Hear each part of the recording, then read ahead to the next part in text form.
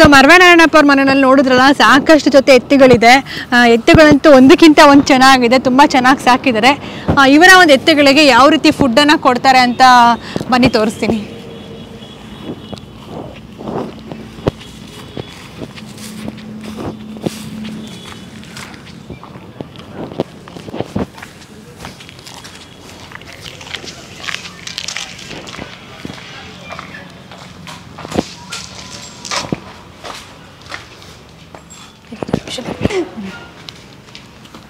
So ಇದು ಎತ್ತುಗಳಿಗೆ food ಇಡೋ ರೂಮಾ?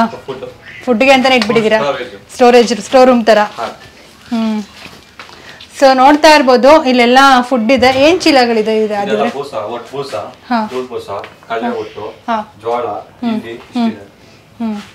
ನೀವು ಹಸಿ ಹುಲ್ಲೆಲ್ಲ ಕೊಡಲ್ಲ? ಬರೀ ಒಣಗಿರೋ ಹುಲ್ಲೆ? ಸೊ ಹಸಿ ಹುಲ್ಲೆಲ್ಲ ಕೊಡಲ್ಲ, ಒಣಗಿರೋ ಹುಲ್ಲೆ. ಈಗ ಇದೆಲ್ಲ ಕಲ್ಸಿಟ್ಟಿದ್ದೀರಾ? ಇದು ಜೋಳ ನೆನಾಕಿರೋದು, ಹಿಂಡಿ ನೆನಾಕ್ಲೇಬೇಕು. ಸಾಯಂಕಾಲ ಕೊಡ್ತಾನಲ್ಲ, ಇದು ಮೆತ್ತಗಾಗ್ಬೇಕು, ಹಂಗೆ ಹಾಕೋತೀವಿ. ಓಕೆ, ಹಾ. ಅದು ಮೆತ್ತಗಾದ್ರೆ ಚೆನ್ನಾಗಿ. ಇವಾಗ ಅಷ್ಟು ಎತ್ತುಗಳಿಗೆ ಸಾಕಾಗುತ್ತಾ? ಇದು ಸಾಕಾಗುತ್ತೆ, ಜಾಸ್ತಿನೇ ಇದೆ. ಇಷ್ಟು ಫುಲ್ ಇದೆ ಎಲ್ಲ ಒಂದೊಂದು ಬಟ್ಲಿ ಇದೆಲ್ಲ ಜಾಸ್ತಿ ಆಗ್ತಿದೆ. ಒಟ್ಟು ಬೂಸ ಮಿಕ್ಸ್ ಮಾಡ್ತೀರಾ ಎಲ್ಲ ಕೈ ತಿಂಡಿ? ಸೊ ಕೈ ತಿಂಡಿ ಕೊಡೋದಕ್ಕೆ ಎಲ್ಲ ಸ್ಟೋರ್ ಮಾಡ್ಕೊಂಡಿದ್ದಾರೆ, ಸ್ಟೋರ್ ರೂಮ್ ಇದು. ಸೊ ಇದ್ರ ಜೊತೆಗೆ ಹುಲ್ ಕೊಡ್ತೀರಾ? ರಾಗಿ ಹುಲ್ಲು, ನೆಲ್ಲುಲ್ಲು. ಹಾಲು. ಮೊಟ್ಟೆ ಕೊಡಲ್ಲ? ಮೊಟ್ಟೆ ಕೊಡಲ್ಲ. ಈ ಗೋಪುರ ಅದು ಇದು ಕರುಗಳು.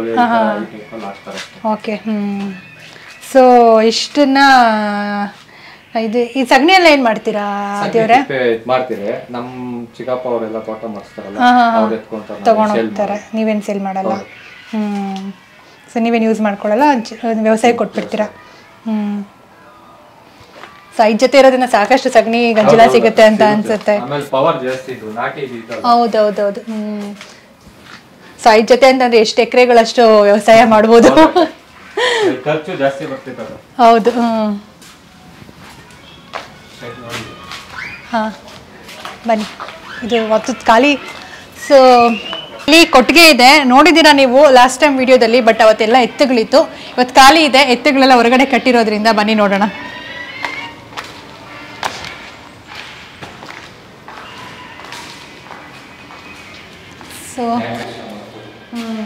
ಸೊ ಕೊಟ್ಟಿಗೆ ಎಲ್ಲ ತೊಳೆದಿದ್ದಾರೆ, ತುಂಬ ನೀಟಾಗಿ ಇಟ್ಟಿದ್ದೀರಾ ಕೊಟ್ಟಿಗೆನ. ಎಲ್ಲ ಒಂಚೂರು ಗಲೀಜಿಲ್ಲ, ಎಲ್ಲ ಮ್ಯಾಟ್ ಹಾಕಿದ್ದೀರಲ್ಲ. ಸೊ ಮ್ಯಾಟ್ ಬೇರೆ ಹಾಕಿದ್ದೀರಾ, ತುಂಬ ನೀಟಾಗಿದೆ ಕೊಟ್ಟಿಗೆ. ನೋಡ್ತಾ ಇರ್ಬೋದು. ಸೊ ಅಷ್ಟು ಉದ್ದ ಇದೆ. ಎಷ್ಟಡಿ ಇದೆ ಇದು? 65 ಇದೆಯಾ ಲೆಂತು? ಸೊ 65 ಅಡಿ ಉದ್ದ ಇದೆ ನೋಡಿ ಇದು. 65 ಅಡಿ ಉದ್ದ ಇದೆ ಕೊಟ್ಟಿಗೆ. ಸೊ ತುಂಬಾ ದೊಡ್ಡದಾಗಿ ಮಾಡಿಸಿದ್ದಾರೆ. ಎಷ್ಟು ಜೊತೆ ಎತ್ತುಗಳನ್ನ ಕಟ್ಬೋದು? 6 ಜೊತೆ. ಸೊ 6 ಜೊತೆ. ದೊಡ್ಡದೆಲ್ಲ ಜಾಸ್ತಿನೇ ಬೇಕು, ಚಿಕ್ಕದೆಲ್ಲ ಕಡಿಮೆ ಆದ್ರೂ ಪರವಾಗಿಲ್ಲ. ದೊಡ್ಡದೆಲ್ಲ 7 ಅಡಿ ಇರಲೇಬೇಕು. ಓಕೆ, ಹಾ. ಒಂದು 6 ಜೊತೆ ಎತ್ತುಗಳನ್ನ ಕಟ್ಟೋಷ್ಟು ದೊಡ್ಡದಾಗಿ ಮಾಡಿದ್ದಾರೆ. ಸಿಕ್ಕಾಪಟ್ಟೆ ಚೆನ್ನಾಗಿದೆ. ಅಂಡ್ ಒಂಚೂರು ಸ್ಮೆಲ್ ಇಲ್ಲ. ಸೊ ನಾವು ಮನೆಗೆ ಬಂದಾಗ ಹೇಗಿರುತ್ತೆ ಹಾಗಿದೆ. ಕೊಟ್ಟಿಗೆ ವಾಶ್ ಮಾಡಿದ್ದೀರಾ? ಕೊಟ್ಟಿಗೆ ಅಂತ ಅನ್ಸೋದಿಲ್ಲ. ಸೊ ಅಷ್ಟು ನೀಟಾಗಿ ಇಟ್ಕೊಂಡಿದ್ದಾರೆ. ಆ್ಯಂಡ್ ಈ ಕಡೆ ನೋಡ್ತಾ ಇದ್ದೀರಾ, ಇಲ್ಲಿ ಒಂದು ದಿವಾನ ಇದೆ. ಇಲ್ಲೇ ತಾತ ಮಲ್ಕೊಳ್ಳೋದು, ಕೂತ್ಕೊಳ್ಳೋದು, ನಿಂತ್ಕೊಳ್ಳೋದು, ಮಲ್ಕೊಳ್ಳೋದು ಎಲ್ಲ ಎತ್ತುಗಳ ಮುಂದೆನೆ. ಸೊ ಯಾವಾಗಲೂ ಅವರಿದ್ದರೆ ಎತ್ತುಗಳು ಅವ್ರ ಮುಂದೆನೇ ಇರಬೇಕು, ಸದಾ ಅವ್ರ ಕಣ್ಮುಂದೆನೇ ಇರಬೇಕು. ಸೊ ಇಲ್ಲೇ ಅವರ ವ್ಯವಸ್ಥೆ ಮಾಡ್ಕೊಂಡಿದ್ದಾರೆ ಮಲ್ಕೊಳ್ಳೋದಕ್ಕೆ ಎಲ್ಲನೂ.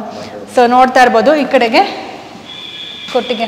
ಸೊ ನೋಡ್ತಾ ಇರ್ಬೋದು ಕೊಟ್ಟಿಗೆ ತುಂಬ ನೀಟಾಗಿದೆ ಆ್ಯಂಡ್ ತುಂಬ ಚೆನ್ನಾಗಿ ಮೇಂಟೈನ್ ಮಾಡಿದ್ದಾರೆ. ಇದು ಬಿಸಿಗೆ ರೂಮ್ ಇಲ್ಲೇ ಅಲ್ವಾ? ಇಲ್ಲೇ. ಅದೇ ಜಾತ್ರೆ ಟೈಮಲ್ಲಿ. ಕೊಟ್ಟಿಗೆ ದಿನ ತೊಳಿಸ್ತೀರಾ? ದಿನ ಡೈಲಿ ವಾಶ್ ಮಾಡಿಸ್ತೀರಾ? ಅದು ಎತ್ತುಗಳು ಬರೋ ಟೈಮಲ್ಲಿ ಹುಲ್ಲುಗಳೆಲ್ಲ ಹಾಕ್ಬಿಟ್ಟು ಅದನ್ನ ಮ್ಯಾಟ್ ಇದೇನು ಅವಶ್ಯಕತೆ ಇಲ್ಲ. ಸೊ ಮ್ಯಾಟ್ ಇಲ್ಲ ಅಂದ್ರೆ ಹುಲ್ಲು ಹಾಕ್ಬೇಕಾಗುತ್ತೆ. ಓಕೆ.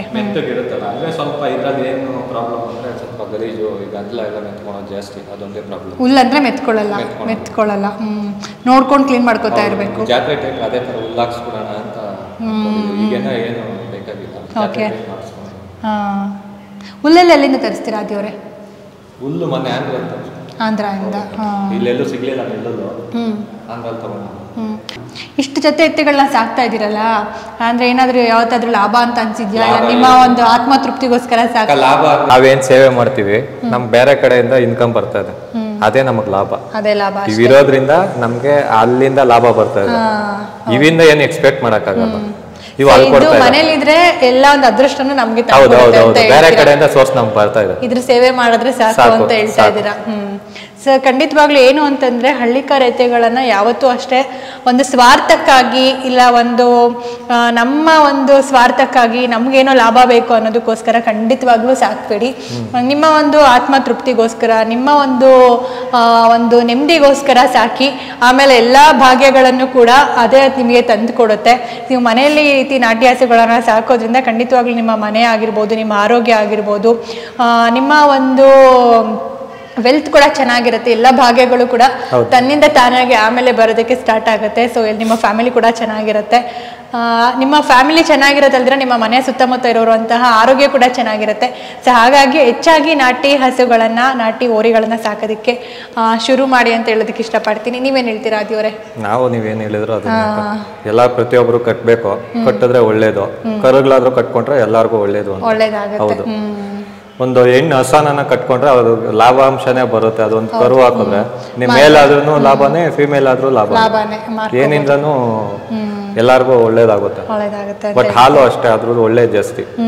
ಈ ಫಾರಮ್ದೆಲ್ಲ ಕುಡಿಯೋದ್ ಬದಲು ಅದು 1 ಲೀಟರ್ ಕೊಟ್ರು ಸಾಕು, ಅದಷ್ಟೇ ಪವರ್ ಇರುತ್ತೆ. ಹೌದು. ಓಕೆ. ಸೊ ನೋಡಿದ್ರಲ್ಲ, ಕೊಟ್ಟಿಗೆ ಯಾವ ರೀತಿ ಇದೆ, ಮತ್ತೆ ಇಲ್ಲಿ ಇರುವಂತಹ ಹೋರಿಗಳಿಗೆ ಯಾವ ರೀತಿ ಫುಡ್ಡನ್ನು ಕೊಡ್ತಾರೆ ಅನ್ನುವಂಥದ್ದೆಲ್ಲ ತೋರಿಸಿದ್ದೀನಿ.